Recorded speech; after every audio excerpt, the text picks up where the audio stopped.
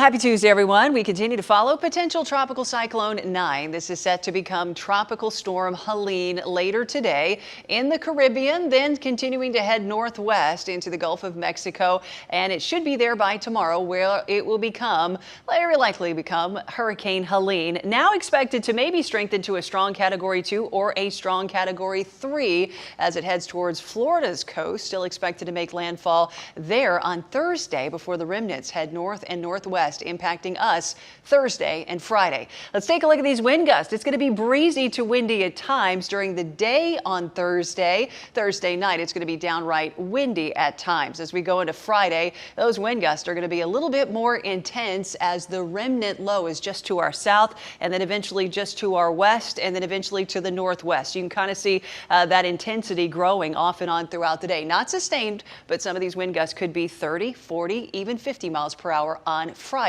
Saturday, things should calm way down as that system should dissipate. Now, here we go. Let's take a look at some of these rainfall totals. Remember, this is still very early, so nothing's set in stone, but just Thursday's rain could give us a good soaking. An inch and a half, maybe 2 inches of rain, but watch what happens when we add in Friday's potential rain. In addition to that, I think 2 to 5 inches of rain is a pretty good call for now, but we could have some pockets of higher amounts. Again, we will be watching this and likely make some adjustments in the coming days. But because of the wind and rain, some of the possible impacts for Thursday, Friday, we could see some streams and rivers filling up. So in that sense, some widespread flooding. Also with some of those gusty winds after our soils have been nice and saturated, we could see some spotty trees down and some power lines down and possibly in the mountains, some isolated mudslides. So those are the things we're on the lookout for. Again, for most of us, nothing widespread, but a really good soaking rain, and the typical areas that we have problems with that flood will likely do just that. As we take a look across the area today, we've got those isolated thunderstorms. We had a couple this morning. I think we'll see a few more this afternoon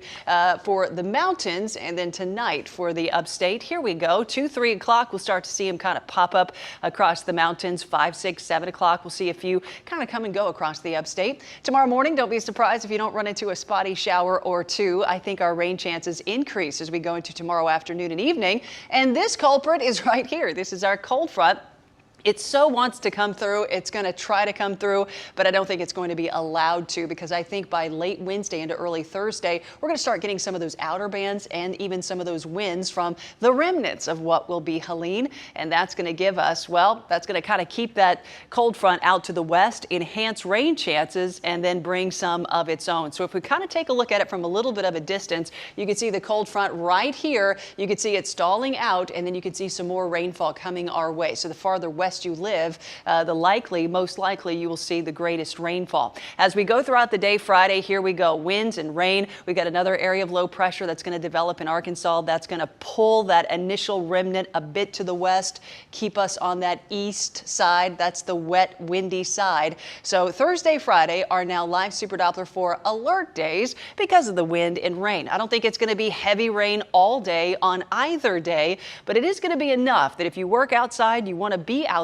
or you want to be driving around, I do think those days you will be impacted. By Saturday should be a little bit calmer, and then the area of low pressure developing in Arkansas will likely head our way late Sunday into Monday, giving us maybe a little bit more rainfall.